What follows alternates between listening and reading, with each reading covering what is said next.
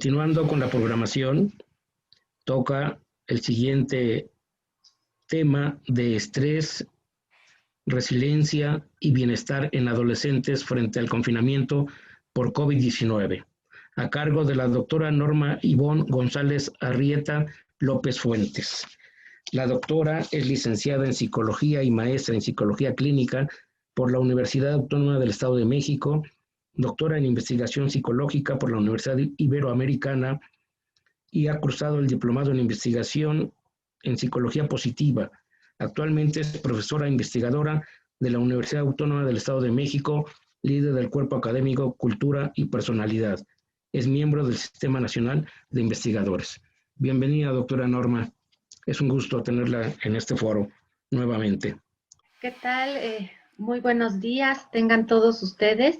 Agradezco siempre la amable invitación para participar en este importante foro y que lleva por nombre Retos, Desarrollo Positivo de la Adolescencia, Retos y Oportunidades más allá de la pandemia. Y yo al leer el título para este evento, pues me remitió, por supuesto, a sacar lo mejor de nosotros mismos, a pesar de encontrarnos en esta situación tan complicada.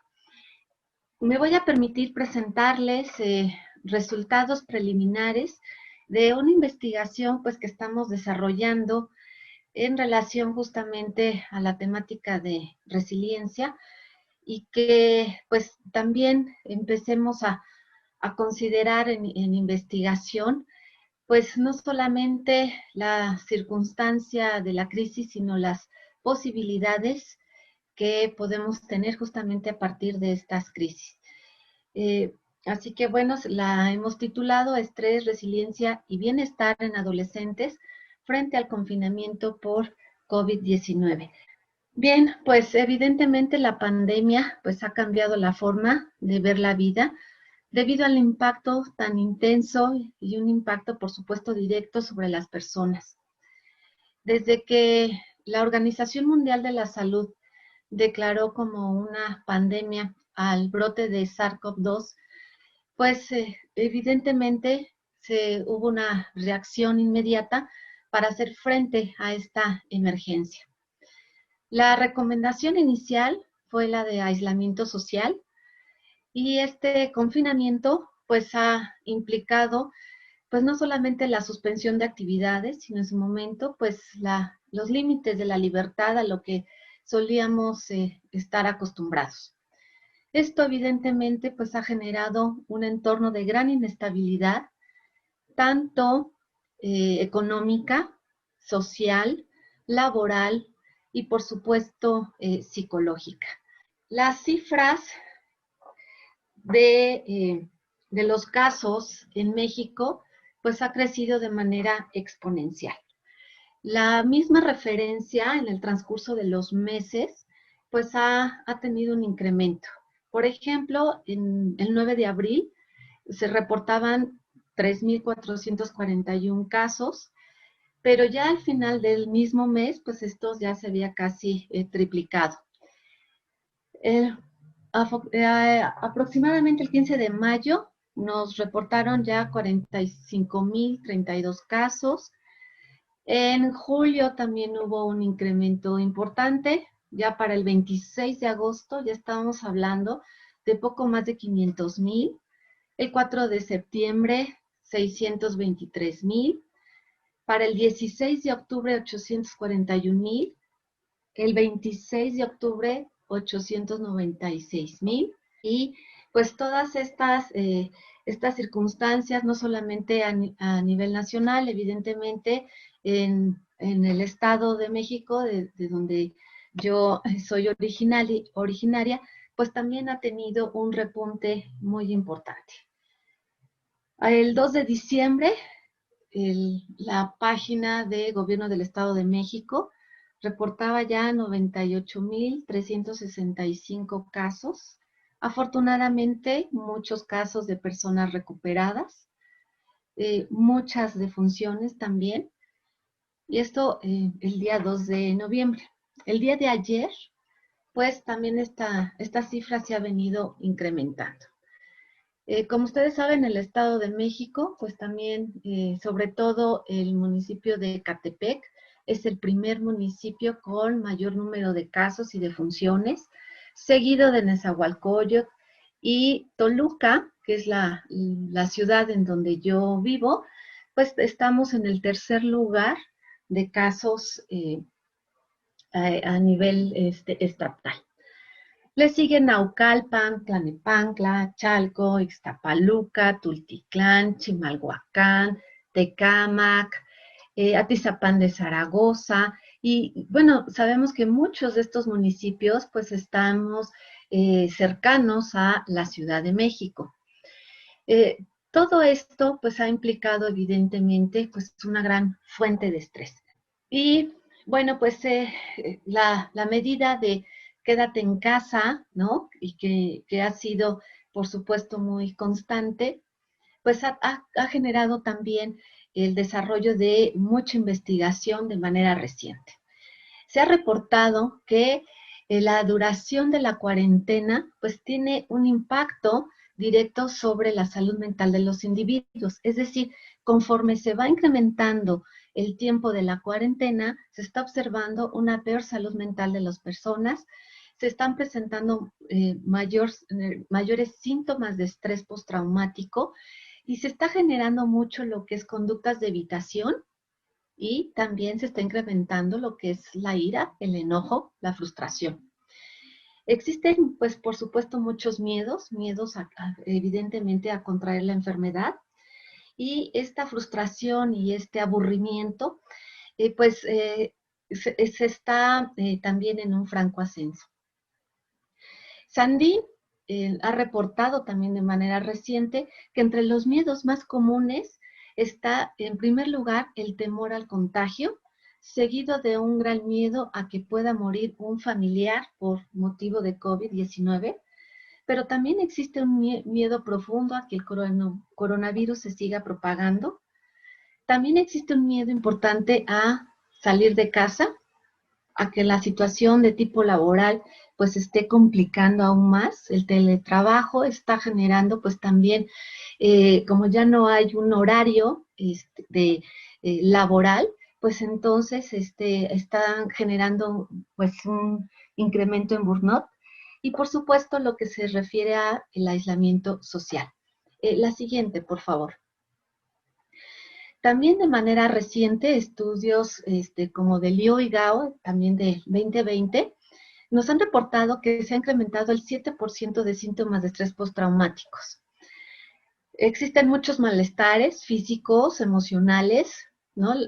Muchos reportes de que, bueno, nos duele la cabeza, tenemos grandes dolores de espalda, que si ya nos estamos en grandes quejas, por ejemplo, de dolores de ciática, etcétera. Malestares emocionales, mayor nerviosismo, la gente está presentando mucho cansancio, pero sobre todo se está incrementando o se está reportando en mayor medida un estrés agudo en las mujeres.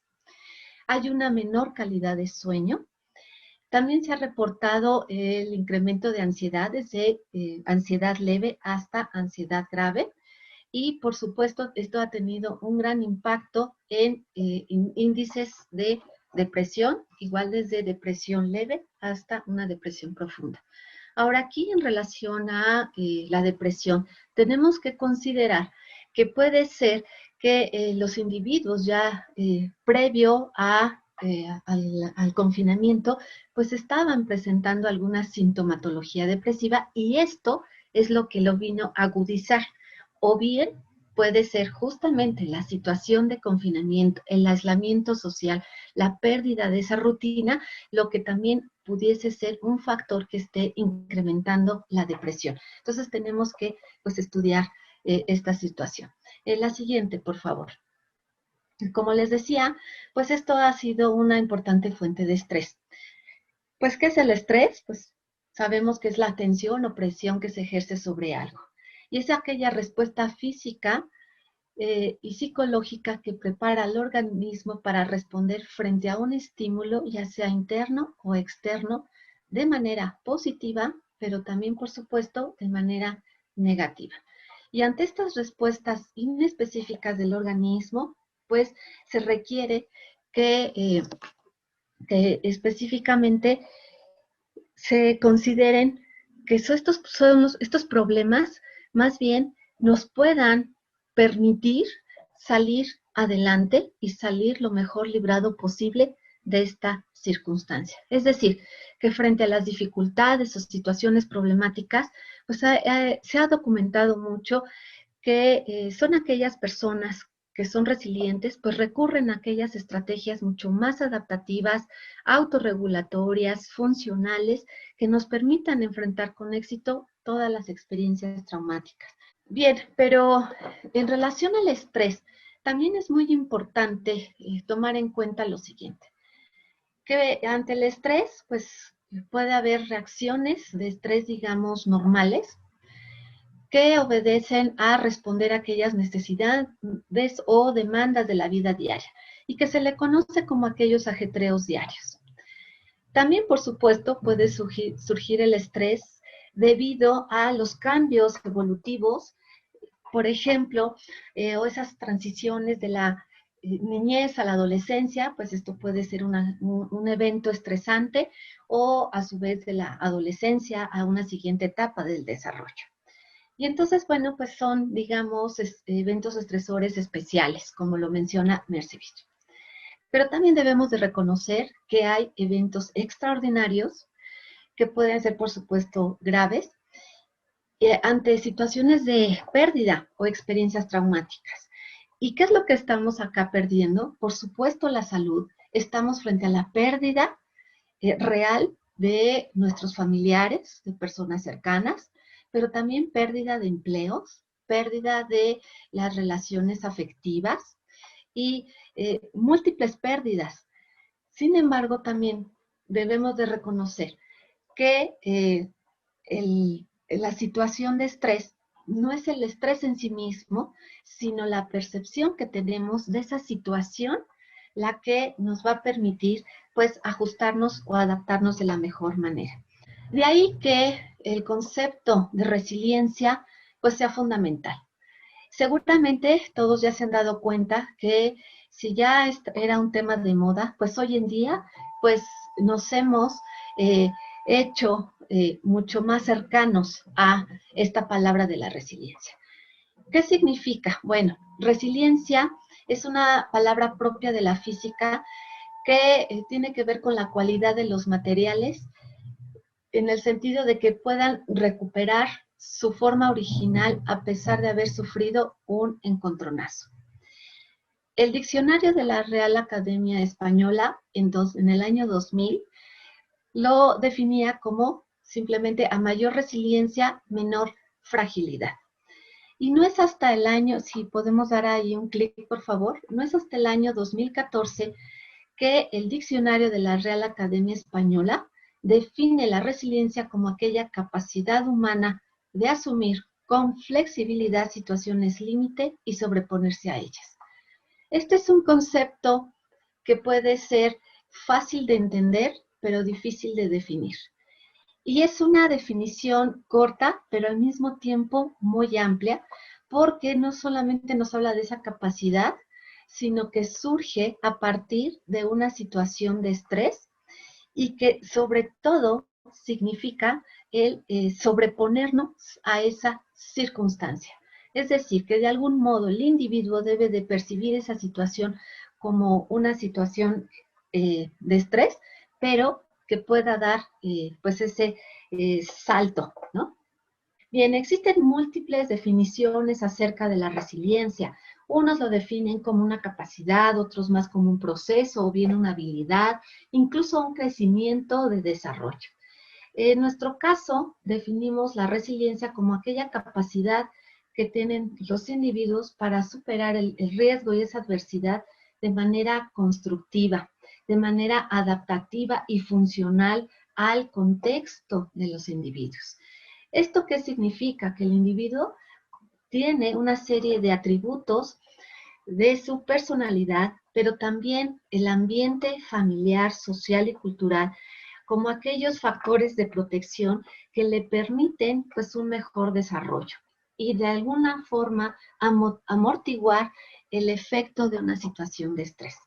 Así, desde la perspectiva, desde el modelo ecológico de Bonfenbrenner, pues es importante considerar la resiliencia en esa interacción de factores de riesgo y de factores de protección.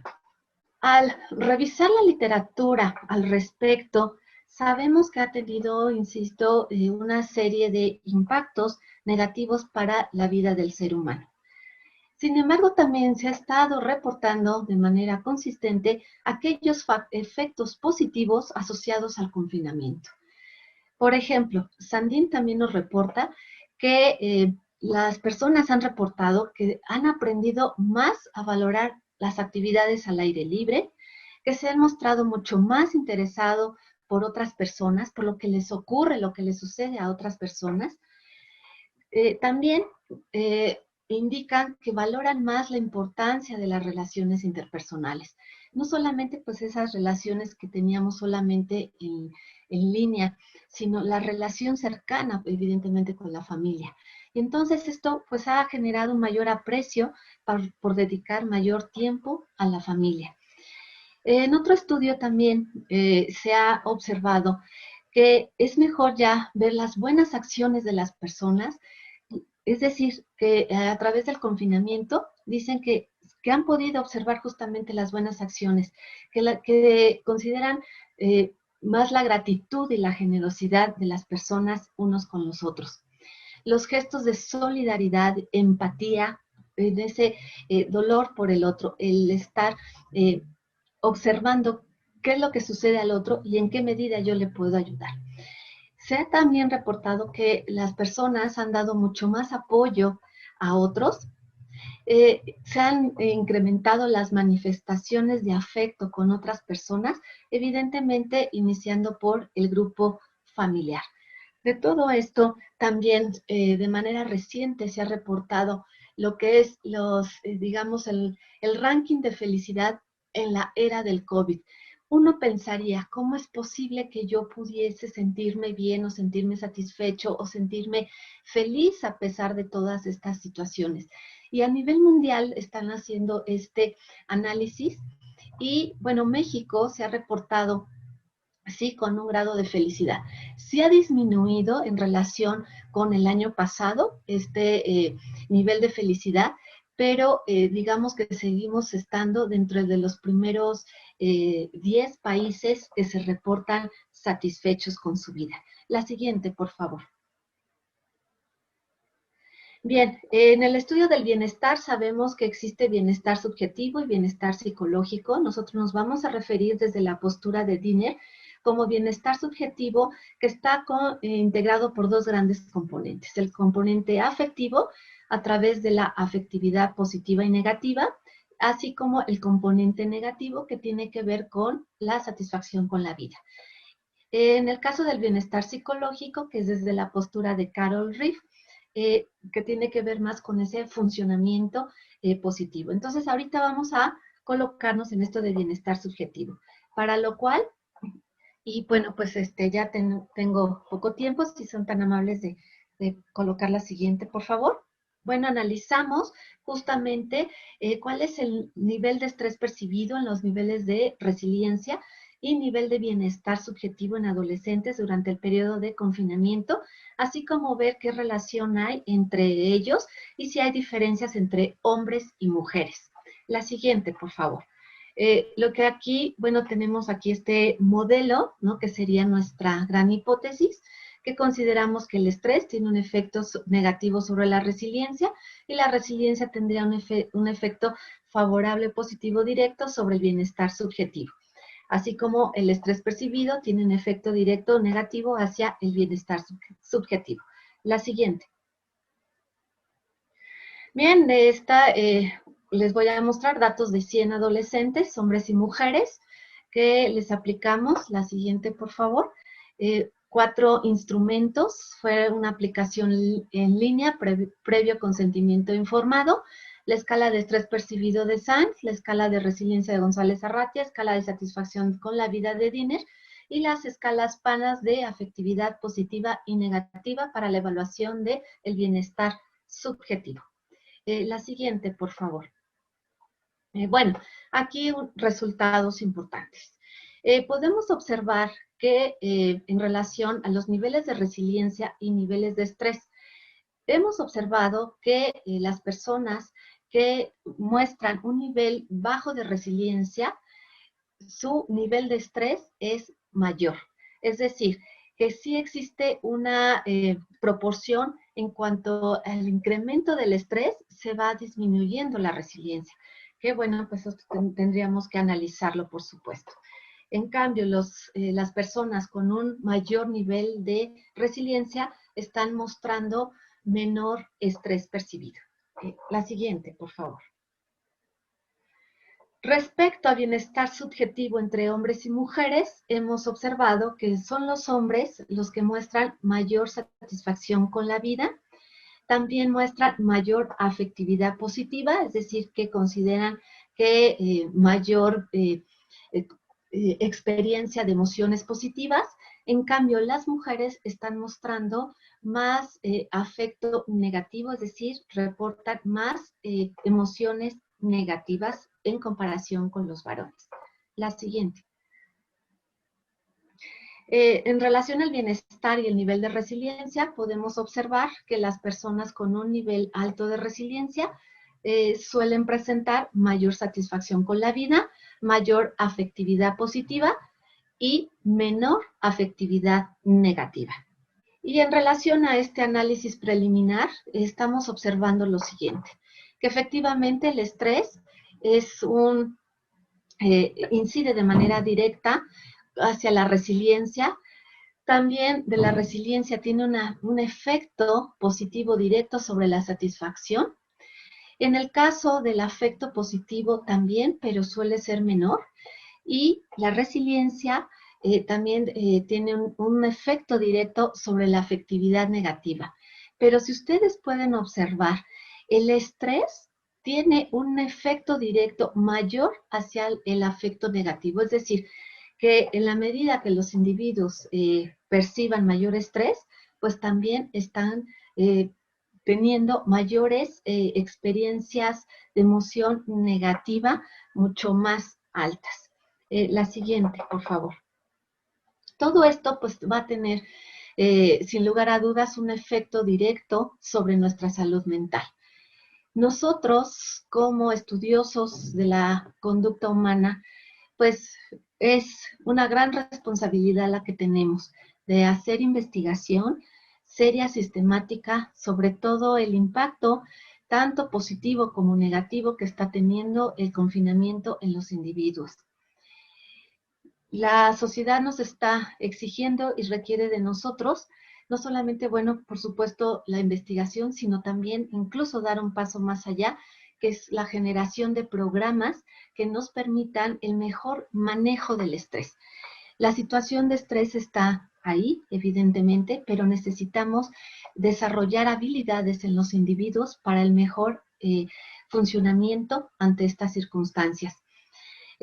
¿Por qué? Bueno, entonces hay que afrontar el estrés de manera mucho más eficaz. Esto, ¿por qué? Pues porque nos va a permitir tener actividades mucho más fructíferas. Podemos aportar ideas de manera mucho más positivas hacia la comunidad. Una persona mantiene una actitud adecuada hacia sí mismo, pues desarrolla sus potencialidades y es mucho más creativa. Se vuelve de una relación mucho más armoniosa para los demás. Tiene mayor capacidad en su autonomía, se hace una persona mucho más independiente. También la percepción de la realidad va a ser libre de distorsiones. El tener una mejor salud mental pues nos va a permitir una mejor adaptación al entorno y por supuesto la generación de estas relaciones van a ser mucho más satisfactorias y nos va a permitir mayor integración a los diferentes grupos. Por lo tanto, bueno, pues es indudable que el desarrollo de la investigación es indispensable, pero al mismo tiempo estos resultados de investigación que nos permitan el desarrollo y generación de programas, en este caso dirigido a los adolescentes para generar habilidades para el manejo del el estrés frente a estas circunstancias. Pues sin más, pues yo les agradezco mucho la atención, la amable invitación que nos hacen. Este es mi correo, ahí por supuesto estoy a sus órdenes y pues sin más, muchas gracias por su atención. Muchas gracias, doctora Norma Ivonne González Arrieta López Fuentes. Muy interesante su presentación. Pasamos rápidamente, tenemos tiempo para 2 preguntas de parte de los asistentes al foro con la doctora Lilia Montalvo. Muchas gracias, doctora González Arratia. Le comparto lo que nos hacen llegar por redes sociales y por el chat. En primer lugar, la felicitan por una ponencia muy clara e informativa. Gracias. Y en redes sociales nos están preguntando si estas variables de bienestar subjetivo, satisfacción con la vida, podrían tener alguna modificación si fueran medidas en contextos distintos, pensando en los cambios que se han sufrido a través del confinamiento. Sí, esta es una pregunta muy interesante. Nosotros estamos dando un seguimiento desde el mes de abril a la fecha, pues para justamente ver estos ajustes. Lo que les puedo decir al respecto es que en los meses de junio y julio, de nuevo hubo un incremento de estrés, sobre todo en las mujeres. Los hombres, lo que se incrementó fue la resiliencia. ¿A qué puede obedecer esto? Y tenemos todavía que analizar con mayor detalle lo que sería en específico el bienestar. Esto puede deberse a que cada vez que nos están dando cierta información del cambio de semáforo, también de que hubo meses en que hubo mayor restricción de las medidas, después como cierta libertad para de nuevo hacer unas actividades. Esto pues ha tenido estos cambios, ¿no? En estas variables que estamos midiendo. En relación entonces al bienestar, sí ha tenido ciertas fluctuaciones, pero lo tenemos que seguir analizando con mayor detalle. Pero sí les puedo decir que en relación al estrés, sí hay fluctuaciones en relación al tiempo, lo mismo que en la resiliencia. Muchas gracias. Y una segunda pregunta, ¿cómo elevar el autoestima de los jóvenes en estas circunstancias? Bien, si nosotros consideramos que la autoestima es el grado de aceptación, aprecio, amor, respeto hacia nosotros mismos y que mucho de la autoestima justamente en un periodo de la vida como lo es la adolescencia, por estos cambios físicos puede haber un cambio, una baja de autoestima en este periodo de la vida. Sin embargo, por supuesto que podemos fortalecerla. ¿Y cómo la podemos fortalecer? Pues desde la psicología positiva es el empezar justamente a ser menos autocríticos. Desde la perspectiva también, específicamente, Tal Ben-Shahar nos dice que, pues que ya no seamos tan crueles con nosotros mismos y que una forma de hacerlo es dejar la perfección, porque siempre perseguir la perfección nos genera un grado de frustración muy grande. Entonces, estos dos aspectos son fundamentales para el desarrollo de la autoestima. Y por supuesto que nos acerquemos a personas que nos den mensajes también mucho más favorables y más positivos. A veces también estar bombardeados de mensajes negativos, pues el individuo pues también se genera un guión, por así decirlo, en él mismo, que piensa efectivamente no sirvo para nada, que efectivamente nadie me quiere, efectivamente mejor, ¿no? Incluso empiezan otro tipo de pensamientos irracionales. Entonces hay que tener sí mucho cuidado. Por supuesto que durante un periodo de confinamiento hay que acercarse muchísimo a los adolescentes, establecer una comunicación, acercarnos a su mundo, con la finalidad pues, de proveer ese sostén emocional fundamental. Sabemos también que en este periodo de la vida es fundamental el grupo de pares. Posiblemente no es lo óptimo en esta cercanía, pero sí darles oportunidad a los adolescentes que se expresen, ¿no? Que se expresen y que también es natural el enojo, la frustración, la ira, la tristeza, pero también es muy importante la autorregulación de esas emociones, ¿no? Y la familia pues sí es fundamental. Ya cuando veamos que está siendo esto rebasado, pues por supuesto acercarnos a los profesionales en la salud, quienes son los que nos pueden dar mayor orientación al respecto, ¿no? Muchas gracias, doctora. Cedo la palabra a la doctora Barcelata. Muchas gracias, doctora Norma Ivonne González Arratia. Un poco complementando estas preguntas que le hacen, me permito la libertad de comentar. Creo que evaluar toda la variabilidad de respuestas ante esta pandemia en un territorio vasto, no solamente geográficamente, sino con culturas, contextos, inequidades socioeconómicas, pues es difícil, ¿no?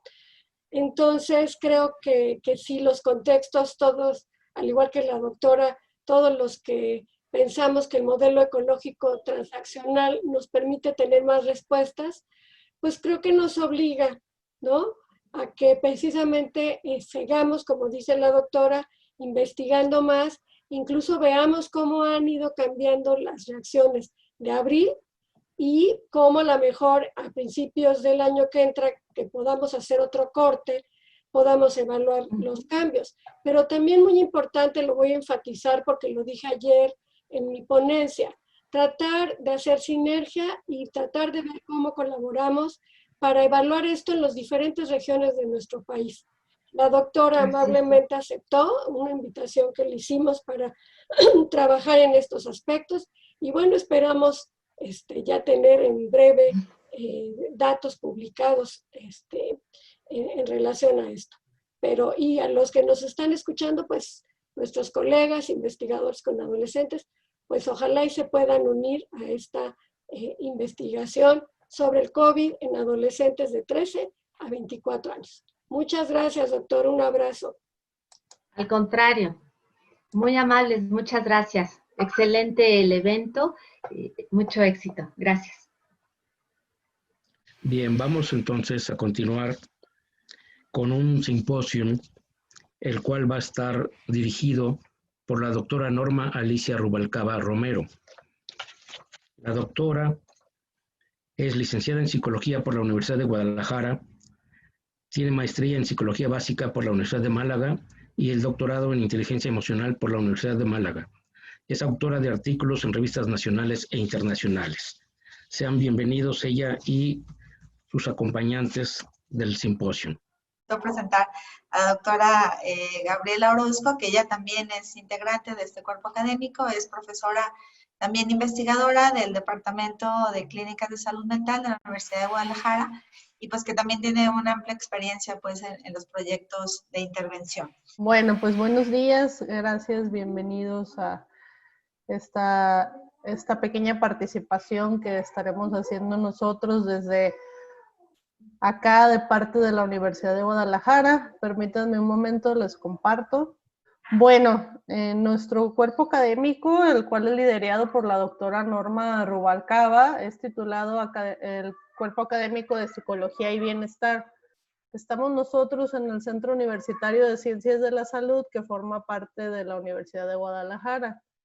Y pues nuestra participación le permitirá sobre todo platicarles un poquito sobre algunas de las intervenciones que hemos estado realizando precisamente en población de adolescentes para ver pues sobre lo que hemos estado encontrando al respecto. En mi caso en particular, pues me presento, yo soy la doctora Gaby Orozco, trabajo principalmente con temas relacionados con los entornos escolares, sobre todo en aspectos que tienen que ver con cuestiones de clima y con cuestiones de la participación de los docentes en la construcción de entornos escolares más positivos para los adolescentes en particular. Derivado de este trabajo, pues realizamos un estudio que tuvo que ver con el análisis del proceso de implementación del modelo PBIS. Ya les voy a platicar un poquito más a continuación al respecto. Fue un estudio piloto. Participaron algunas secundarias de la zona metropolitana de Guadalajara, aunque únicamente una logró consolidar realmente la participación en el modelo con todos los requerimientos que necesita. Bueno, sabemos de antemano que la escuela representa un espacio que es un escenario ideal para construir estrategias y herramientas que permitan la prevención de diferentes problemáticas como el abandono escolar, así como la generación de problemas de internalización y de externalización en la infancia y en la adolescencia, siendo importante potenciar los recursos que tienen estos espacios para la construcción de aspectos positivos para los adolescentes. Desde esta idea, pues este modelo de PBIS surge de la idea de los apoyos multinivel cuando se habla del tema de la prevención. Sabemos que hay algunas estrategias que tienen que ver con la prevención universal, donde están destinadas hacia todos los estudiantes. Algunas que tienen que ver con la parte selectiva, donde solo es algunos estudiantes que se enfocan ya principalmente a la reducción del riesgo al que se encuentran expuestos. Y pues ya finalmente las partes de las intervenciones indicadas, donde se atiende una necesidad específica desde un punto de vista más individual y sobre todo centrado en el abordaje de un problema particular. En general, son pocas las intervenciones que se implementan a nivel escolar desde un punto de vista de estas prevenciones universales o primarias, siendo importante pues la construcción de este tipo de estrategias de manera que sea posible establecer condiciones más positivas en entornos clave como lo es la escuela. El programa de PBIS es un programa que viene de Estados Unidos, que en términos de traducción pues hablaría de un conjunto de estrategias de intervención y apoyo enfocadas a la promoción de comportamientos positivos. ¿Sí? Parte de la idea de que la escuela se convierta en un espacio donde el niño y el adolescente logren encontrar un adulto que esté convencido de que puede promover aspectos positivos en su desarrollo. Donde pues sabemos que en muchos casos la escuela llega a ser el único espacio donde se llega a encontrar esa influencia positiva. Les platico un poquito de qué se trata. Es una estrategia que aborda el tema de la prevención hacia toda la escuela. Puede ser implementado en cualquier nivel escolar. Hay mucha evidencia en primaria, en secundaria, alguna en preparatoria en Estados Unidos, aunque se ha buscado ya comenzar a integrarla en niveles de educación superior. Tiene que ver con aspectos no curriculares, es decir, se parte de una estructura flexible. Una parte que me pareció a mí muy interesante del modelo, aparte de la evidencia científica con la que cuenta, es que pretende adaptarse y la propuesta de intervención tal cual se construye a partir de las propias necesidades de la escuela y no es como ya una fórmula previamente inventada, digamos, que se implementa en el entorno escolar. Entonces, al permitir esta flexibilidad, pues permite tomar mucho en consideración las necesidades de la propia escuela. En general, consta de un proceso muy sistematizado y participan en ellos, incluso es un programa instaurado a nivel gubernamental en Estados Unidos, donde hay ya un conjunto de entrenadores y de encargados de darle seguimiento al proceso que tienen las escuelas. En el caso de este estudio piloto hicimos el esfuerzo por incorporar un entrenador especializado al proceso de capacitación. Sin embargo, pues es importante rescatar que este seguimiento lo mantienen todo el tiempo estos personales capacitados.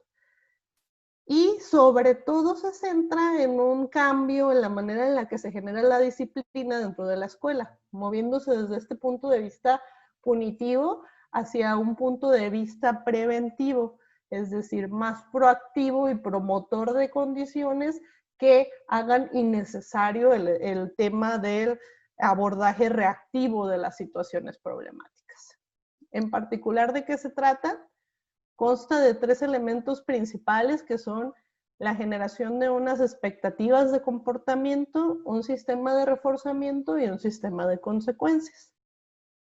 Las expectativas de comportamiento tienen que ver con la generación de, digamos, una serie de patrones, valores que forman parte de la identidad de la escuela. Esta es la parte padre que les decía, porque cada escuela desarrolla sus propias expectativas.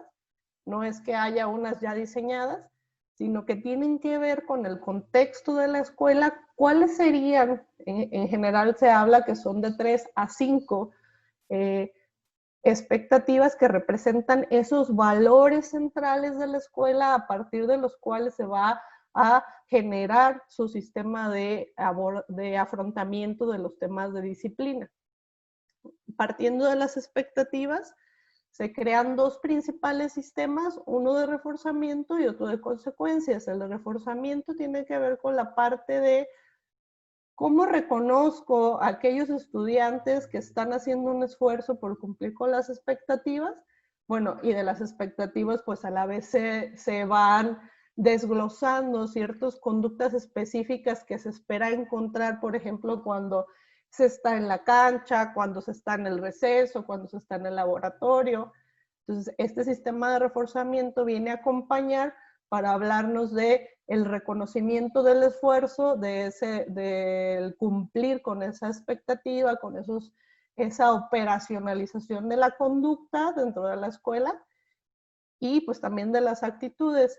Y pues obviamente sabemos que la parte de las consecuencias, si bien la idea es que este enfoque punitivo deje de tener tanta atención, sí sigue formando parte, pero desde el punto de vista de la construcción de un sistema preventivo de cómo va a responder el docente y las personas que participan en este proceso para resolver condiciones donde pues obviamente no va a dejar de haber ese incumplimiento de la regla o de la norma, ¿no? Entonces, se les da, digamos, un proceso más sistematizado. Ellos tienen que construir un proceso más sistematizado de cómo van a responder ante los problemas de conducta y sobre todo orientado a que esa respuesta se enfoque a la construcción de una situación positiva con el estudiante. Por ejemplo, pues como les decía, el tema de las expectativas y en general el alma de esta propuesta tiene que ver con el rediseño del ambiente de aprendizaje, digamos, de cosas tan simples de pasar del no corras, no grites, a los elementos de qué es lo que se espera de ti cuando estás en la escuela. Digamos que es un punto de vista conductual donde se pretende desarrollar en el estudiante una habilidad para incorporar su conducta a lo que se espera de él dentro del entorno. Entonces, esto es un ejemplo, por ejemplo, de, valga la redundancia, de una serie de expectativas que como se generan en estas escuelas que lo implementan en Estados Unidos, que la traducción la tendríamos por acá, donde tenemos valores principales que son los que se conjuntan como expectativas y una serie ya de conductas que tratan de comenzar a ser más operacionalizables. Estas todavía hablan de cierto componente actitudinal, pero ya se van diseñando cada vez una serie de elementos conductuales de cómo se ve, por ejemplo, el respeto en los diferentes entornos donde el estudiante se desenvuelve a lo largo del día. Cómo se ve la responsabilidad, que tiene que ver con el seguir las reglas, todo ya en términos más definidos y claros. Bueno, en esta investigación, como les decía, participaron 4 escuelas, pero solo una logró terminar todo el proceso y alcanzaron un cierto nivel de fiabilidad en su implementación. Es importante rescatar que las 4 están en una zona de bajo nivel socioeconómico. Esto, por ejemplo, es el resultado de lo que ellos hicieron cuando hablaron de sus expectativas. Ellos eligieron la expectativa de seguridad, responsabilidad y respeto. A partir de ahí, pues se genera este componente actitudinal y luego ya ese componente operacionalizable de la conducta en los diferentes espacios. Fue muy interesante la experiencia porque, por ejemplo, en este caso, esto fue un rediseño del escudo escolar que realizaron a través de un concurso con los propios estudiantes. Entonces ellos propusieron cómo incorporar este elemento de las expectativas dentro de su escudo. Y conjuntando algunos de los ganadores, este fue lo que obtuvieron al final. ¿Sí? El tema de las expectativas, pues ya se va haciendo toda una estrategia de comunicación al respecto, donde se va haciendo un elemento cada vez más visible para el estudiante desde el punto de vista material, pero pues sobre todo desde el punto de vista del docente, cómo el docente va a comenzar a hablarle de estos elementos dentro de la cotidianidad. Este modelo, como les decía, tiene amplia evidencia en Estados Unidos. Sobre todo se habla de que la construcción de este terreno más positivo en términos de la interacción y del clima, pues favorece indicadores de salud mental, la reducción de elementos como el bullying, los problemas de conducta, el abandono escolar, mejora la salud que perciben los docentes, la motivación, entre otros elementos.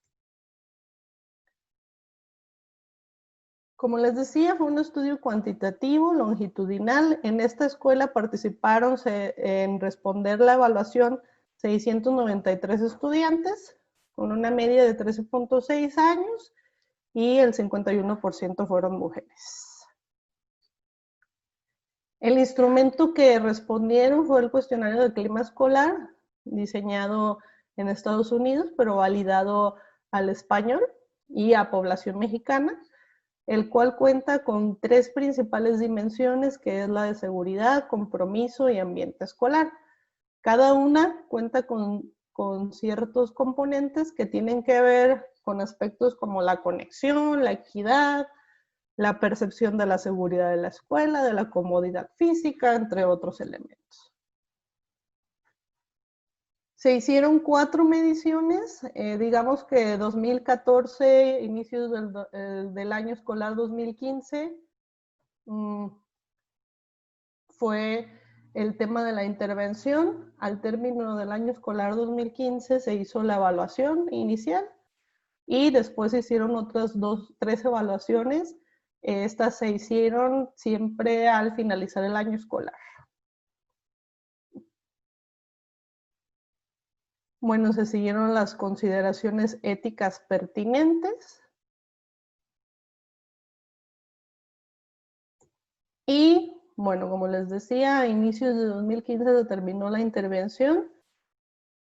Comenzó principalmente con un proceso de sensibilización inicial. Se hablaron de temas como clima, disciplina, prevención. Se tuvieron 4 sesiones semanales. A partir de ahí, el proceso en el que se trabaja es por medio de un equipo líder, es decir, se seleccionaron 5 docentes con características clave, quienes asistieron a 4 sesiones mensuales, con la persona experta que se incorporó en la capacitación.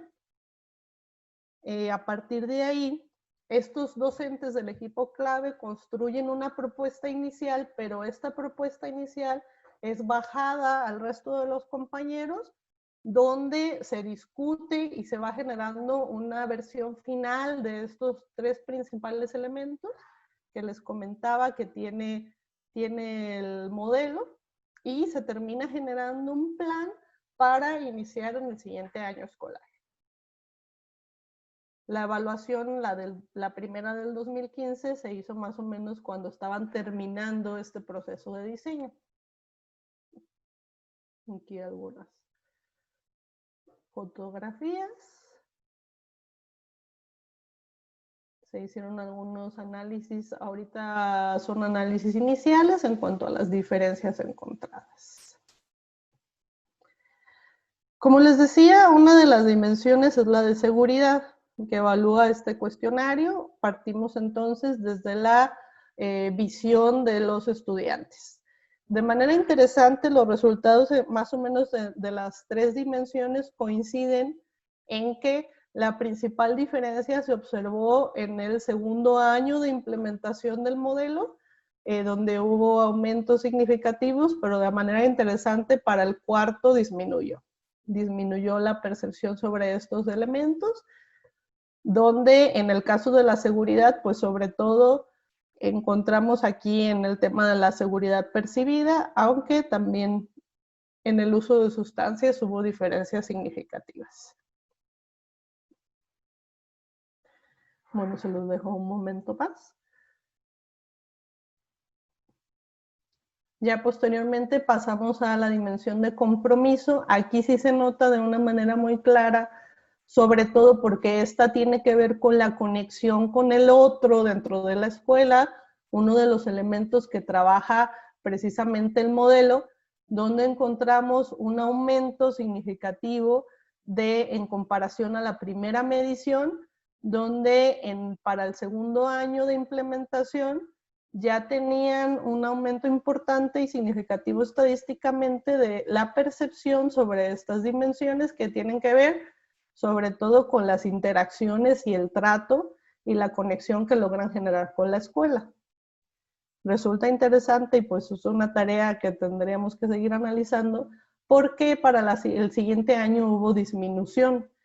Tiene que ver mucho pues con esta posibilidad de mantener las intervenciones a largo plazo, ¿verdad? Que de repente intervienen bastantes factores en la manera, en la fiabilidad de la implementación. Bueno, no les comenté anteriormente sobre el efecto, pero pues en general se encontraron efectos de bajos a moderados con relación a la intervención. Todas diferencias significativas. Finalmente, para la dimensión de ambiente académico, pues encontramos que también la mayor diferencia se encuentra con la medición del 2017 en comparación a la primera medición, donde hay un aumento, una percepción, digamos, más positiva de estas dimensiones que tienen que ver aspectos también que se trabajan en el modelo de PBIS con temas como las reglas, el apoyo, el desorden, que son elementos pues centrales, como les comentaba, del modelo. También aquí los efectos son un poquito más bajos con relación a la intervención.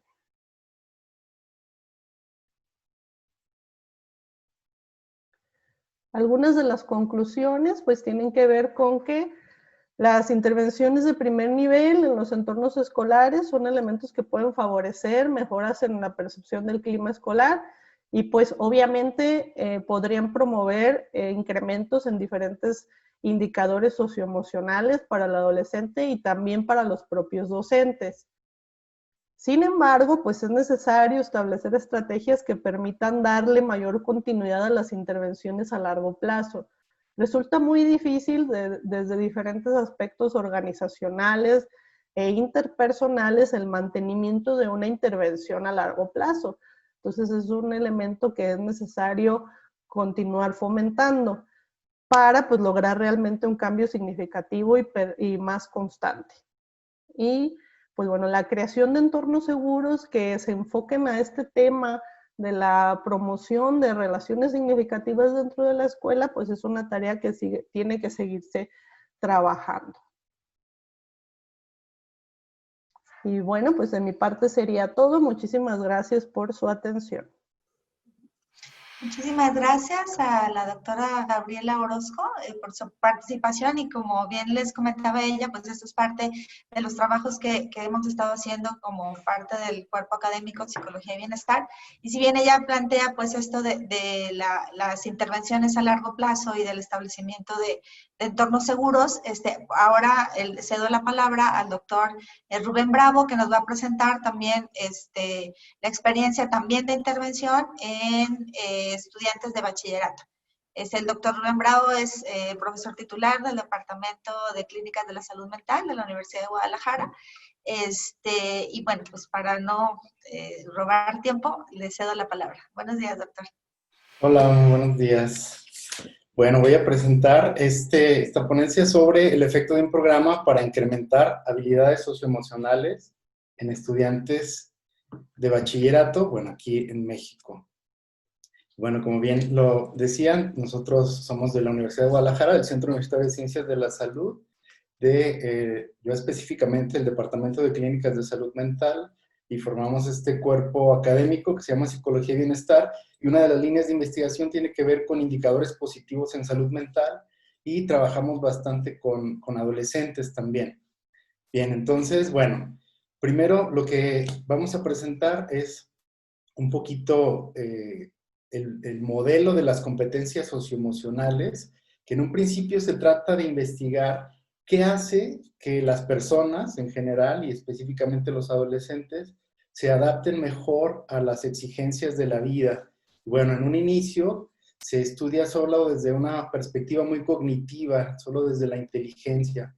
Después a esto se agrega la inteligencia social y esto da paso a las competencias socioemocionales. Entonces, se reconoce que es importante el reconocimiento de las propias emociones y de los demás para poder tener interacciones sanas. Bien, y digamos que ya de una forma empírica se ha probado este modelo y se establecen 5 dimensiones, que son estas que ustedes ven aquí, las competencias intrapersonales, que tienen que ver con autoestima, todas estas cosas, digamos, como internas en cierto sentido, las competencias interpersonales, donde participa la empatía, la relación con los otros, el manejo del estrés, la adaptabilidad, que tiene que ver también con la flexibilidad y el estado de ánimo en cuanto a la generación de emociones positivas o de estados positivos por sí mismo.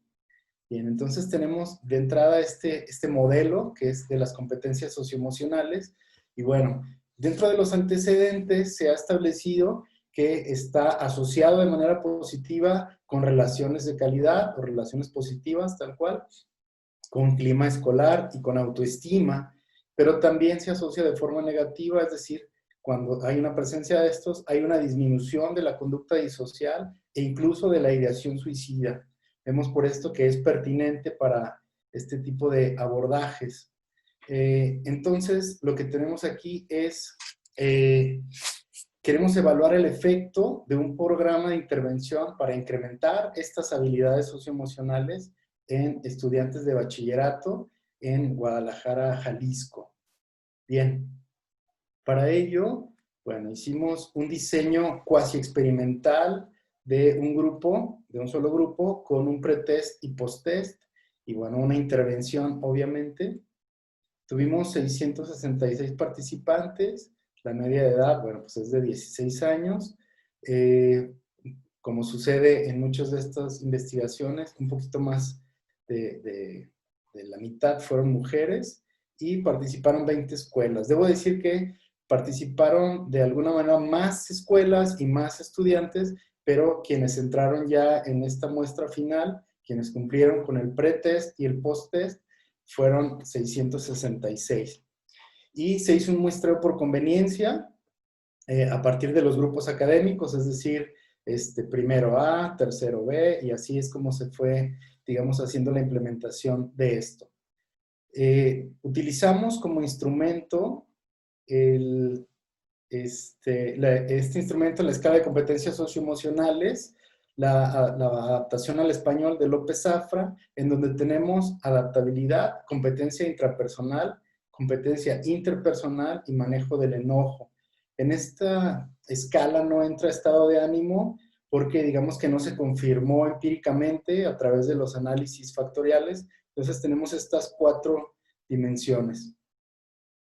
Y bueno, el procedimiento, se hizo un levantamiento de los datos en línea en febrero del 2018, fue el pretest y en mayo se hizo el posttest. Y fue una intervención de 10 sesiones con una duración de 1 hora y se hacían una vez por semana. Y bueno, este es el programa que se implementó y les platico un poquito cómo fue que se hizo. En aquel momento teníamos nosotros estudiantes que iban egresando, estaban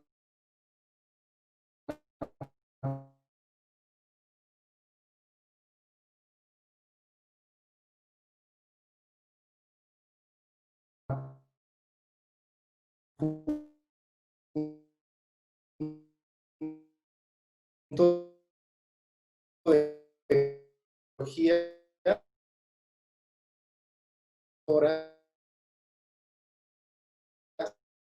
las competencias socioemocionales que mencionábamos hace un momento. Bien, ¿qué resultados encontramos? Bueno, en primer lugar, se encontraron diferencias entre hombres y mujeres, diferencias estadísticamente significativas, donde las competencias socioemocionales en el total, en la sumatoria, digamos, era mayor en los hombres que en las mujeres. Después, hicimos unas dimensiones. Bueno, encontramos una distribución no normal para las dimensiones.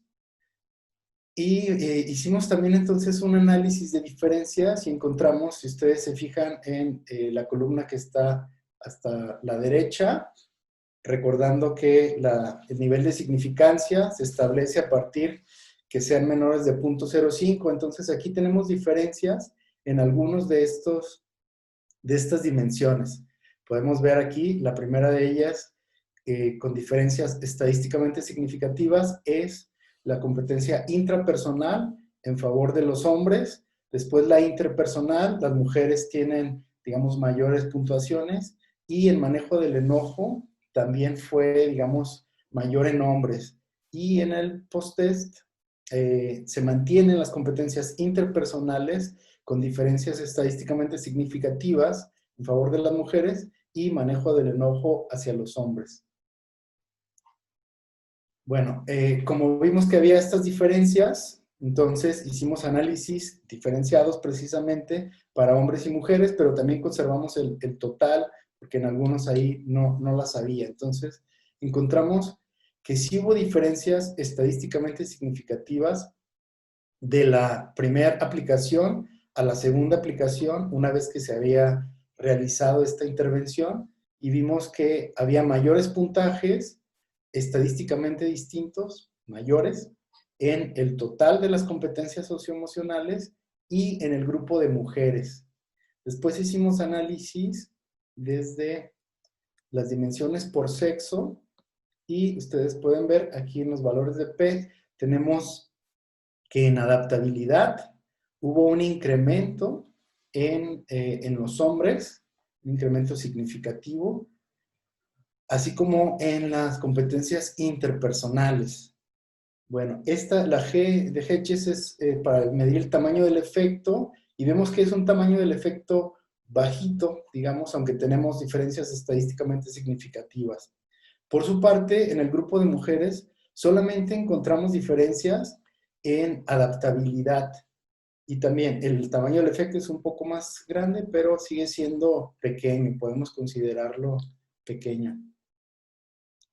Bien, entonces, a partir de esto, ¿qué es lo que nosotros hemos, digamos, problematizado o discutido? Primero, existen diferencias por sexo en las competencias socioemocionales. Esto coincide con lo reportado en la literatura, y algo de lo que se habla aquí también es que puede haber un componente cultural bastante de peso en estas cuestiones, ¿no? Y uno de los principales elementos de los cuales se habla es de la regulación emocional, que es un concepto también que está muy relacionado con las competencias socioemocionales, obviamente, ¿no? Y algo que salta a la vista totalmente, pues es la importancia de la perspectiva de género. Aquí digamos que la realidad se impone y nos marca estas diferencias, y por tanto lo que se haga deberá ser acorde a ello, ¿no? Bien, entonces tenemos además que en las competencias intrapersonal y en manejo del enojo, los hombres puntúan, digamos, mayor en esta dimensión.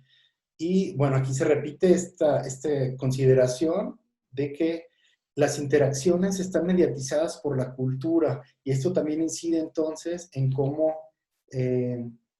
las personas mismas nos relacionamos con los otros, pero incluso con nosotros mismos, que eso es algo también interesante, ¿no? Y la regulación emocional podemos decir que incluso inicia desde que somos pequeños a partir de las interacciones. Y hay una exigencia, digamos, mayor culturalmente hacia los hombres, ¿no? Bien. Por su parte, también hay, digamos, literatura bastante extensa sobre que las mujeres desarrollan unas competencias interpersonales mucho más que los hombres, sobre todo porque está también culturalmente establecido esta consideración hacia el otro y estas relaciones incluso de cuidado, pero que también al mismo tiempo permiten establecer relaciones satisfactorias con nosotros. Y bueno, el que existan diferencias entre la pre-evaluación y la pre-intervención y después de la intervención, esto es también evidencia de que las competencias socioemocionales se pueden enseñar.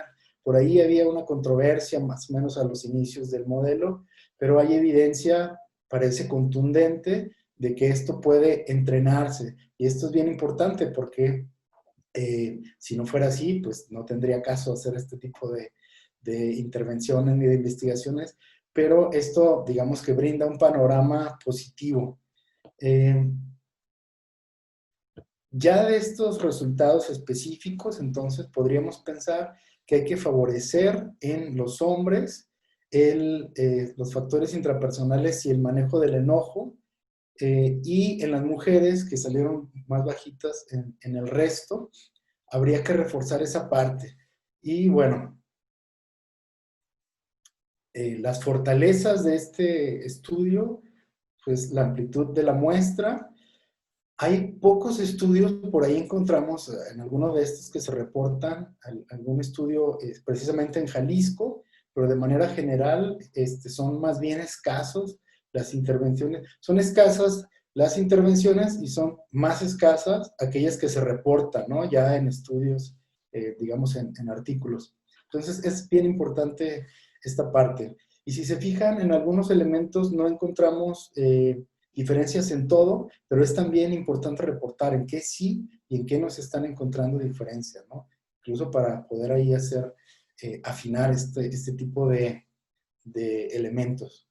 Y bueno, como limitaciones tenemos el tipo de muestreo y que es un diseño cuasi experimental. Derivado de esto, precisamente, tenemos entonces estas recomendaciones. Algo que aprendimos aquí, bueno, es que hay que sistematizar las intervenciones.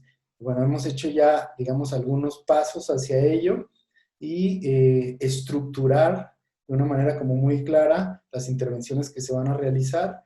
Otra de las recomendaciones, pues, es utilizar diseños experimentales con grupo experimental y grupo control. Y esta digamos, conclusión que tenemos aquí muy importante es que los programas deben de contemplar una perspectiva de género, tanto para, digamos, hombres como para mujeres, lo cual es un reto muy interesante que tenemos por delante. Muy bien, pues nada más me resta agradecerles. Está el correo electrónico y bueno, ahí está, para quien no conozca, ResearchGate es como el Facebook de los investigadores. Ustedes pueden entrar ahí y encontrar algunos artículos de nuestro cuerpo académico, que tienen que ver con todo esto que platicábamos y algunos otros indicadores positivos en salud mental en distintos ámbitos. Muchas gracias. Muchísimas gracias, doctor Rubén Bravo, por sus aportaciones. Y bueno, continuando un poco, les quiero platicar, que ya seguiré mi intervención, platicarles sobre, hace un momento hablaba la doctora Blanca Barcelata sobre la importancia, pues, de la prevención, ¿no? De esos factores especialmente pues en estos momentos de crisis. Y bueno, he de contarles que ahora mismo estamos esperando resultados de un proyecto que se metió a través de una convocatoria de CONACYT, de FORDECID, para incrementar pues la capacidad que se ha logrado a partir del proyecto que les voy a comentar adelante. Si bien está centrado o inició estando centrado en población infantil, pues ahora esos niños ya se han vuelto adolescentes, pues ya estamos trabajando algunas cosas que yo les quiero contar, no de la manera tan sistematizada como lo presentaron mis compañeros, porque de origen el programa nace como un espacio pues libre de intervención, no nació pensando para hacer sistematización. Sin embargo, conforme nos hemos ido involucrando pues en la sistematización de estas experiencias de intervención, estamos haciendo los trabajos correspondientes para empezarlo a hacer de manera también cuantitativa, porque lo habíamos hecho de manera cualitativa. Y pues voy a compartir pantalla para presentarles la experiencia de este programa. Este programa se llama El Saloncito. El lema de alguna manera es un lugar donde todos aprendemos, porque además pues se ha ido involucrando especialmente estudiantes de la carrera de psicología y principalmente haciendo prácticas profesionales. Y bueno, les cuento un poco del contexto en el que estamos trabajando con este programa. Es una zona de alta marginación social del municipio de Zapopan, aquí en Jalisco. Esta es una foto que se tomó ahí de la parte más alta de estas comunidades, que justamente es todavía la parte más marginada. Y bueno, a mí me gusta mucho la imagen para demostrar un poco lo que es la inequidad social, ¿no? Si ustedes pueden ver al fondo de la imagen, pues son los edificios que aquí en Guadalajara corresponden a la zona bursátil. Y bueno, se puede ver en una sola gráfica pues estas diferencias que también en el transcurso de la mañana se han ido abordando sobre la importancia pues de considerar esta parte de la inequidad social, tanto en la investigación como en las intervenciones. Además, bueno, sumarle, la problemática que ya per se, ¿no?, tiene la calidad educativa aquí en nuestro país, y pues que se acrecenta esta brecha especialmente en estas comunidades. La evolución del proyecto, pues bueno, nace después de que se hizo una intervención subsidiada por el municipio de Zapopan. Es decir, las personas quedaron pues con la inquietud, ¿no?, de seguir. Se consiguió un espacio que nos prestaron, que fue un localito. De ahí viene el nombre del proyecto, se llama El Saloncito, porque empezó en un espacio muy pequeñito de 3x3 en febrero de 2015. Estamos ya por cumplir 6 años, y como les comentaba, bueno, se concibió como un espacio libre, abierto, ¿no?, un oasis de aprendizaje. De hecho, justamente el logo, como ustedes lo vieron aquí en la presentación, es porque la primera técnica de rompehielo que se hizo, que fue en este caso con adultos, se les preguntaba, ¿no?, que si fuera un animal, ¿qué animal serían? Y sin excepción, y de manera muy fluida, todos hablaban de animales con alas, ¿no? Desde águila, mariposa, libélula, etcétera, y asumíamos pues que el saloncito debía ser este oasis pues en este contexto especialmente de aprendizaje. Como les decía, bueno, iniciamos en este espacio. El programa con adultos no funcionó de todo, teníamos alrededor de 4 mujeres, pero empezamos a abrir programas centrados para el desarrollo de habilidades socioemocionales en niños. Y empezó a ser muy taquillero, empezamos a tener mucha población, y pues pronto fue necesario crecer. Acudimos pues al párroco de la zona que nos prestó este espacio, ¿no?, que era donde se ofertaban pues los procesos de catequesis y demás, y nosotros, bueno, en compensación ayudamos pues a renovar el espacio. Los niños mismos estuvieron participando, ¿no?, en esa pues apropiación de lo que iba a ser su espacio de aprendizaje, que ya venían de alguna manera pues muy interiorizado, ¿no?, lo que estábamos trabajando con ellos. Más o menos así fue como quedó nuestro espacio y actual, pero también empezó a hacerse pequeño para la cobertura que ya estábamos teniendo antes de la pandemia. Nos cedieron un espacio que es que también lo fuimos acondicionando ya también incluso con la ayuda de los padres de familia. Y bueno, más o menos así fue como quedó el espacio en el que estábamos trabajando, o el que estamos trabajando de este año para acá. Realmente pues vino este proceso de pandemia y ya no pudimos continuar de manera presencial, pero sí que esto nos permitió crecer, ¿no? Separamos especialmente los grupos en lo que son los grupos de preescolares, los grupos de escolares y los grupos de adolescentes que la mayoría de ellos han sido niños que llegaron con nosotros desde mucho más pequeños y que ahora pues se han vuelto adolescentes con ellos. Antes de la pandemia estuvimos trabajando un taller de circo social que resultó maravilloso, pues que no nada más embonó muy bien con nuestro proyecto del desarrollo de habilidades socioemocionales, sino que además dio un espacio como de identidad, ¿no? a nuestros adolescentes con los que estábamos trabajando. Cabe señalar que hicimos a inicios del ciclo 2020A, que es el que inicia en enero, hicimos un levantamiento, especialmente para pues, medir el impacto de este nuevo programa que iniciaba. Sin embargo, ya no fue posible darle seguimiento para el cierre. Entonces, esto de la pandemia nos dejó un poco a medias con los procesos de sistematización y evaluación.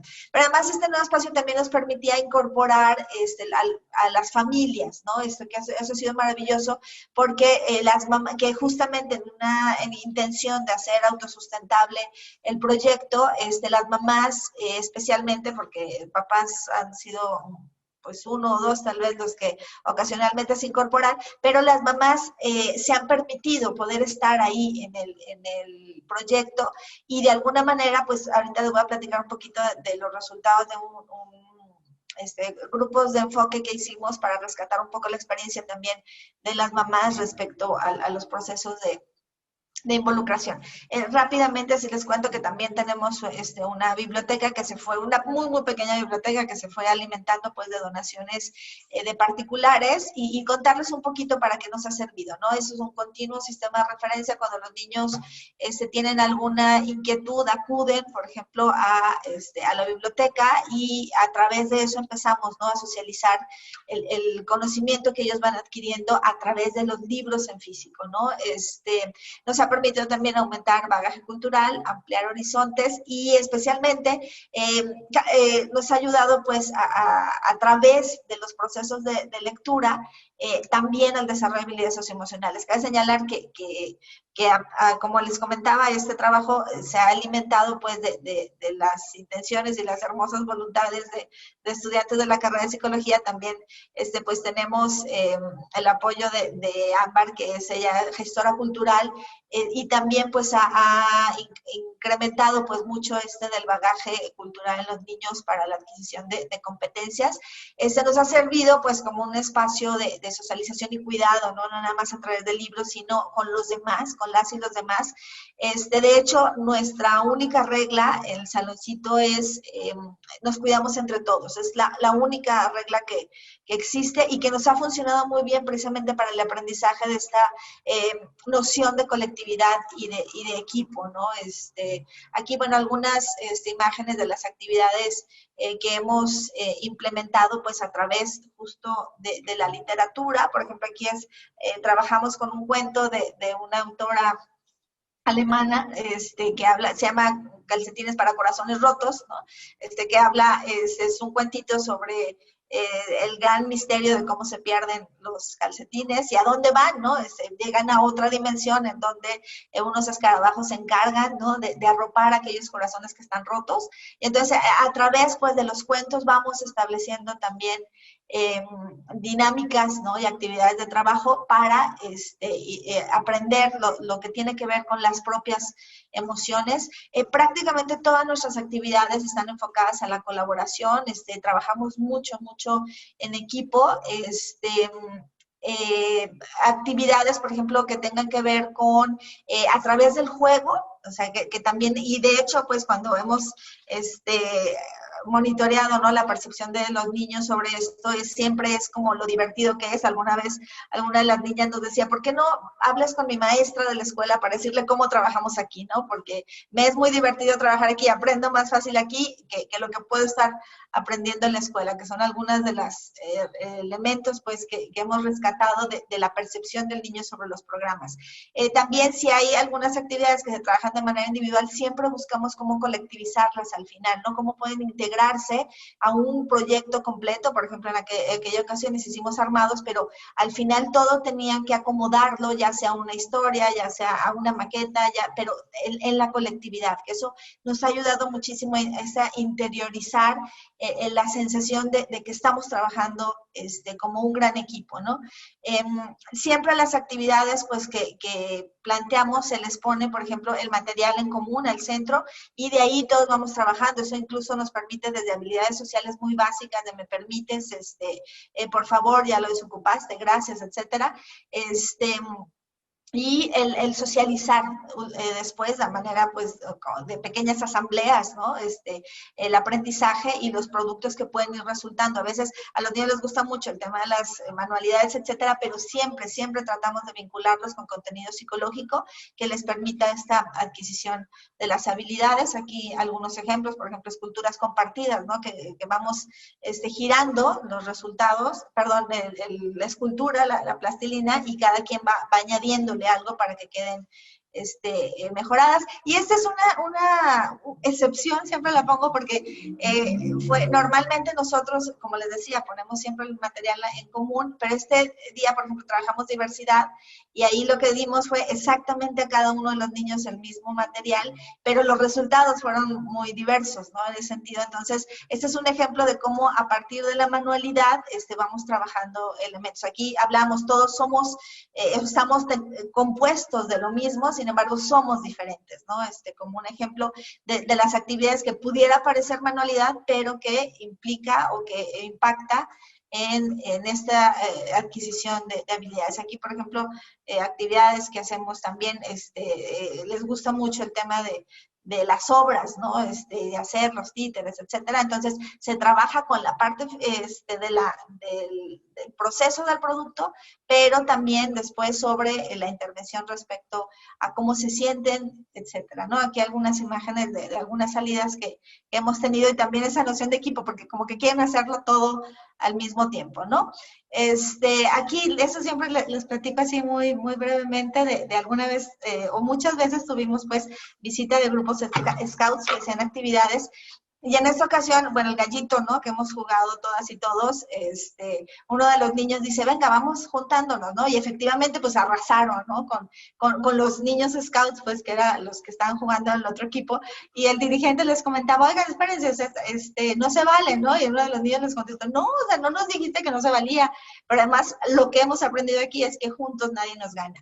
Realmente fue maravilloso escucharlo, porque no hemos dado no hemos hecho explícitamente jamás esta verbalización de juntos nadie nos gana, pero sí es la percepción que tienen los niños respecto a lo que están aprendiendo en el saloncito, ¿no? Aquí algunos ejemplos también de actividades que hemos puesto para la resolución en colectivo de algunos problemas, y aquí también, por ejemplo, tenemos aproximadamente año y medio que introdujimos como al iniciar las sesiones mini actividades no es precisamente yoga, yo le llamaría más sobre atención plena, y nos ha funcionado también maravillosamente. Iniciamos con ellos y empiezan a fluir la sesión, pero además van adquiriendo también nociones de autorregulación, ¿no? Esta parte es muy importante. La parte autogestiva también, o sea, ellos van haciendo como sus propios actividades, cada vez les vamos dando más voz sobre qué es lo que quieren hacer las próximas sesiones y que ellos vayan generando como la propia mecánica de organizarse, ¿no? De autogestionar. Esta parte es importante. Aquí también algunas imágenes de visitas que hemos hecho a través de gestiones, pues de entradas, especialmente, incluso lugares que podrían ser inaccesibles pues por las condiciones socioeconómicas, pero que también el colectivo pues nos ayuda a tener este acceso a esta formación.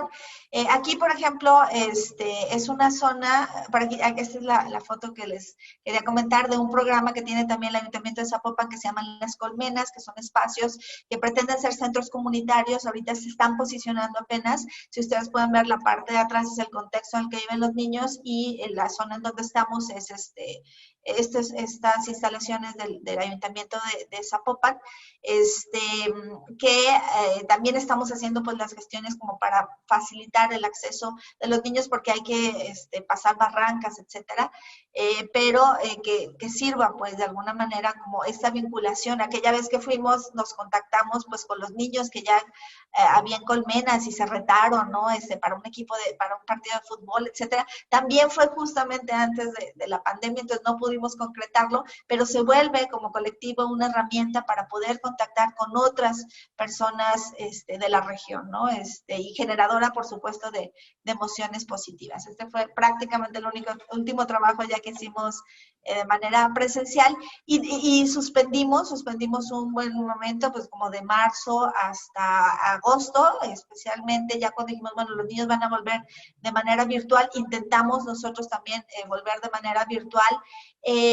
Cabe señalar que de la cobertura que teníamos de aproximadamente 60 niños de la zona, actualmente se nos conectan 7, 8 cada semana, pero también ha sido una experiencia enriquecedora, sobre todo pues para ver cómo van llevando los niños, ¿no? Este proceso de confinamiento, de la pandemia, y ha sido muy, muy enriquecedor. Aquí algunos recaditos, ¿no? Que hemos recibido, por ejemplo, espontáneamente de algunas de las niñas que están en el programa, ¿no? Nos hablan de que el amor del saloncito es irrompible, o somos todas y todos, ¿no? Este asunto que sin ser parte de la actividad, estas niñas nos lo han compartido pues sobre su manera de extrañar, ¿no? Los programas. Y bueno, a manera de conclusión, comentarles pues que se hizo una sistematización cualitativa, donde a través de grupos focales con las madres de familia, ellas reportaban avances importantes en los siguientes rubros, por ejemplo, la identificación, comprensión y regulación de las emociones, la resolución pacífica de los conflictos, especialmente al interior de casa, colaboración y trabajo equipo. Ellas hablan incluso, ¿no? de cómo eso repercutido a nivel de la cuadra, por lo menos, ¿no? O sea, cómo los niños pueden tener esta capacidad de invitar a otros, ¿no? En la colonia a jugar incluso cosas que jugaban en el saloncito, la tolerancia y la inclusión, el desarrollo del interés por el aprendizaje. Y algo que nos llamó la atención, que fue serendípico, no lo esperábamos, la verdad, pero algunas de las madres nos referían que la forma en cómo ven que los talleristas, y las talleristas trabajan con los niños, les ha ayudado mucho a ellos a cómo relacionarse con sus niños, ¿no? Una mamá nos comentaba, dice, yo me llegaban con los dibujos de la escuela, y yo, sí, ok, bien, ¿no? Pero entonces me empecé a preguntar cómo le contestarían los y las maestras del saloncito. Y entonces yo me imagino cómo contestarían ustedes, y entonces yo le contesto así a los niños, ¿no? Entonces eso ha favorecido también, pues, a partir de estar presentes, ¿no? En las sesiones, este nuevo modelaje respecto a los temas también de crianza. Y bueno, lo que les platicaba, pues que la sistematización cuantitativa quedó inconclusa. Específicamente habíamos aplicado el SDQ, que es un instrumento que evalúa fortalezas y dificultades en la infancia, pero quedó inconclusa pues en esta tercera etapa. Esperemos pues que cuando ya podamos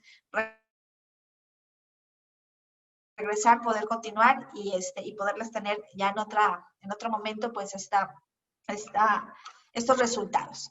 Y pues por mi parte, bueno, aquí un chistecillo que pongo pues porque cuando estábamos en la sede del templo, era un perrito que siempre, ¿no? Se ponía ahí, que quería estar con nosotros, no lo dejamos pasar, pero yo bromeo de que todos querían estar en el saloncito. Y bueno, pues por mi parte, sería todo. Pues felicidades por su simposio y a sus colaboradores por la presentación de las investigaciones que han estado realizando en la Universidad de Guadalajara. Gracias. Una brillante exposición para cada uno de ustedes. Gracias. Vamos a pasar a la sesión de preguntas y respuestas con la doctora Lilia Montalvo. Muchas gracias, felicidades por el simposio, creo que fue muy enriquecedor.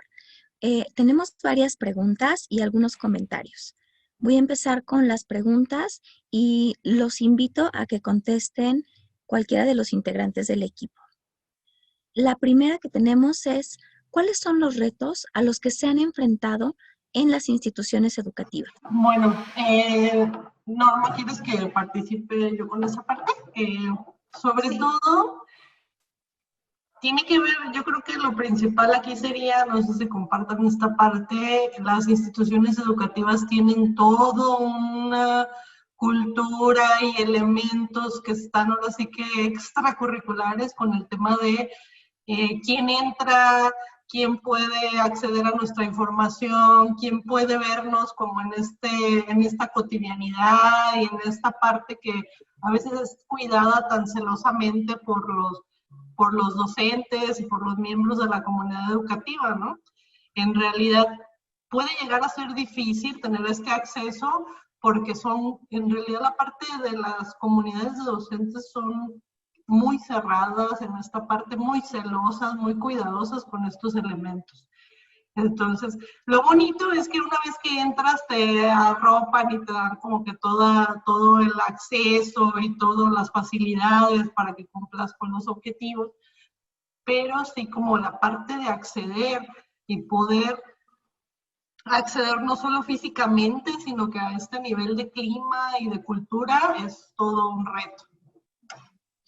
Sí, yo sumaría también, y bueno, un poco la experiencia que tuvimos con el trabajo que presentó el doctor Rubén, fue algunas actitudes incluso de directivos, ¿no? O sea, por eso la importancia como de institucionalizar los programas. Nos llegó a pasar que vea directivos de sistema de educación media superior que nos decía, no, porque nosotros entramos pues como por petición o en colaboración con el Instituto Jalisciense de Salud Mental también, estuvimos colaborando con ellos en ese proyecto y mucho bajo, no nada más para la promoción de habilidades socioemocionales, sino también para prevención de específicamente la conducta de riesgo que se había alertado, digamos, que era la ideación suicida, ¿no? Entonces, llegó a pasar que había directivos que nos decían, no, o sea, es que ni vengan con eso, ¿no? O sea, porque, dice, vienen luego, les hablan de prevención de embarazo y se me embarazan las niñas, ¿no? Van a venir a hablar de eso y pues no, o sea, no queremos eso. Entonces, sí como necesitamos hacer más énfasis en pues promover la importancia de estos proyectos, como mecanismos institucionales de prevención, ¿no? Transversalizarlos.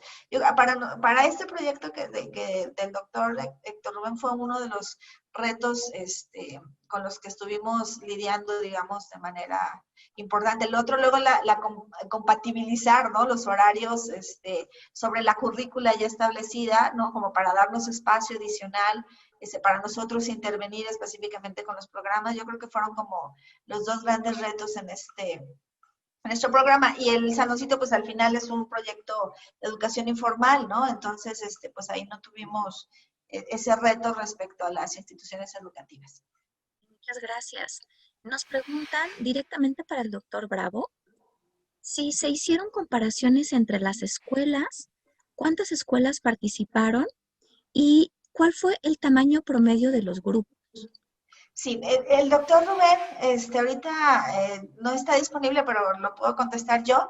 Estuvimos trabajando en alrededor de 20 planteles y el promedio de los grupos con los que participamos específicamente para el desarrollo de factores protectores, que fue de lo que les habló él, estaban en promedio de 20 chicos por escuela preparatoria. O sea, se seleccionaba uno de los grupos. Una de las estrategias que resultó muy favorable fueron los chicos que ya tenían, o las preparatorias ya tenían identificados como grupos de riesgo, ¿no? Aquellos que aquí en la universidad les llamamos que están en el artículo 34, es decir, que ya están como en riesgo de la deserción, ¿no? Por la reprobación que han tenido en las unidades de aprendizaje, y a veces en la mayoría de los planteles se conformaron así los grupos. De acuerdo, y tenemos aquí una pregunta. ¿Qué papel podrían tener los profesores en algún momento al hablar de corregulación emocional, sobre todo en adolescencia temprana?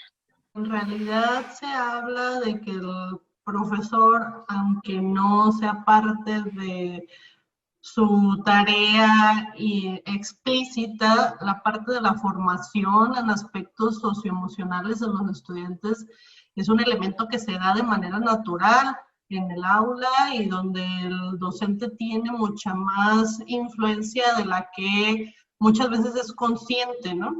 Entonces, parte de este tipo de estrategias pues hablan de la necesidad de que el docente visualice el rol que puede llegar a jugar tanto como formador en estos elementos socioemocionales, pero también como amortiguador de otras condiciones de riesgo en las que pueda encontrarse el adolescente, y pues donde puede muchas veces llegar a representar el único adulto que esté trabajando o que pueda aportar positivamente hacia estos aspectos, y pues representa, yo creo que uno de los principales formadores en estos elementos socioemocionales durante la adolescencia, aunque muchas veces no se visualice como tan claramente esos procesos. Sí, yo sumaría también, por ahí en una investigación que tenemos ya de hace unos 2, 3 años, que también derivó, fue producto de una tesis, encontrábamos que uno no era el que esperábamos. Nosotros esperamos que el principal factor protector respecto a la involucración de conductas disruptivas en estudiantes de secundaria fuera la afiliación con sus compañeros. No fue así. El que resultó fue el hecho de que él o la adolescente tuvieran claridad de que hay un adulto en quien puedan confiar en el plantel educativo. Y en ese espacio, pues principalmente son los docentes, ¿no? Yo insisto mucho cuando trabajo con profesores en que tienen una labor importantísima que literalmente puede llevar a salvar una vida, ¿no? Y aquí también el reto es las propias competencias del docente, ¿no? O sea, lamentablemente tenemos un alto porcentaje de docentes que están trabajando en burnout, y pues que no son buenos modelos, digamos, ¿no? En la construcción de estas competencias socioemocionales que puede llegar a ser de alto conflicto, ¿no? Incluso con las y los chicos. Entonces, siempre vamos a insistir también en la propia formación del docente, en la propia identificación de sus emociones, en la posibilidad de que pueda asistir a procesos terapéuticos cuando ya haya pues síndromes o sintomatología pues de este tipo de síndromes, que pueda acceder a ayuda profesional de manera que pueda cumplir con esta función de manera más precisa y más constructiva. Muchas gracias. Ahora sí, doctora, le cedo la palabra. Pues muchas gracias a la doctora Norma, con el equipo de colaboradores, la doctora Orozco, el doctor Bravo. Como siempre, un gusto y admiración por todo el trabajo. Y admiración porque comparto las experiencias, sobre todo esto último que menciona la doctora Orozco, es bien importante. Cuando trabajamos en escuelas, sí, definitivamente una pieza clave son los directores, ¿sí? Incluso a veces también, no sé allá cómo funciona, creo que funciona de manera similar que acá. No solamente son los directores, a veces son los famosos directores de zona. A veces los directores están en la mejor disposición y también por ahí hace muchos años tuvimos una excelente colaboración con una directora que incluso se fue cambiando de escuela y nos invitaba. Pero de repente llegan estos subdirectores de zona con una visión mucho más burocrática de lo que implica la educación y la meta y la misión y la visión de la educación, y pues a veces nos coarta. Y también hemos tenido al revés, la mala experiencia de que ya estamos a la mitad de un taller, cambian al director y vamos para afuera. Sí, la verdad sí, creo que aquí hay de todo, pero conociendo la trayectoria de la doctora Rubalcaba, de la forma tan sistemática que hace las cosas y ese seguimiento de su proyecto a lo largo de muchos años, pues creo que ahorita lo vemos de manera muy breve, condensada, como una muestrecita de todo el esfuerzo de muchos años y también de tolerancia a la frustración, porque no todo es miel sobre hojuelas cuando se trabaja directamente con la comunidad. Sí. Y de muchas personas, doctora, también yo agradezco porque también se vuelve comunidad con los que intervienen ayudando, ¿no? Entonces, esa parte es fundamental y siempre yo la voy a agradecer a todo el equipo de trabajo que ha sido, pues que se ha modificado, ¿no? A lo largo del tiempo, pero que siempre ha dado un soporte hermoso para el proyecto. Sí, claro. Ayer mismo que estamos preparando un informe final de un proyecto, decía yo con quien estaba conmigo, no, es que esto yo no lo podría hacer sola, pero ni por equivocación. No, pero también quisiera destacar algo y me da mucho gusto que la doctora haya dado crédito a quien crédito merece. Creo que también nos tenemos que acercar a cualquier otro líder, vamos a llamarle así, no se me ocurre otra mejor palabra, cualquier otro líder comunitario. Y a veces creo que nuestros prejuicios o nuestras creencias como investigadores nos limitan. A ver si no me equivoqué, doctora, pero escuché que ella se acercó a un sacerdote o a alguien que da el catecismo, por ejemplo, esa es otra vía, para sí, poder acceder a estos grupos. E incluso la doctora no solamente accedió, sino pues recibió los apoyos. Creo que a veces sí nos falta esa apertura, no es el caso de la doctora, por supuesto, y lo estamos constatando, pero sí nos falta un poquito esa apertura para hacer colaboración con la comunidad, lo que realmente implica el trabajo comunitario, y que aunque seamos clínicos, pues también o educativos, o lo que sea, lo tenemos que hacer, porque somos psicólogos y somos equipo salud a final de cuentas.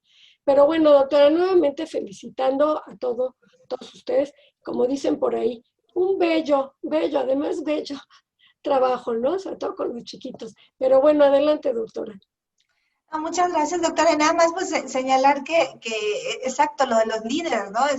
Este sacerdote de verdad es atípico, o sea, en la comunidad le llaman el padre cholo, ¿no? O sea, porque si tú no lo ves, si tú lo ves sin sotana, es atípico y de hecho se camuflajea mucho con su comunidad y habla así, y es un muy buen líder, ¿no? Entonces, y nos facilitó, pues, creyendo, ¿no? En el proyecto, las instalaciones, su tiempo, y pues recibir apoyo de todas las manos, ¿no? Que quieran venir a trabajar, eso ha sido parte de sembrar comunidad, pues, también.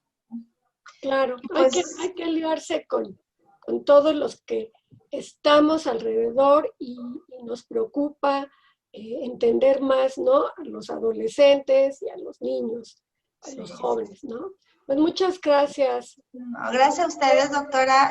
Felicidades por la organización del evento y muchas gracias por la invitación a nombre, pues, del cuerpo académico y les agradecemos mucho la invitación. Muchas gracias por la invitación. Al contrario, doctora Norma Rubalcaba, un abrazo a la distancia. Ya nos vemos nuevamente. Gracias. Gracias. Muchas gracias.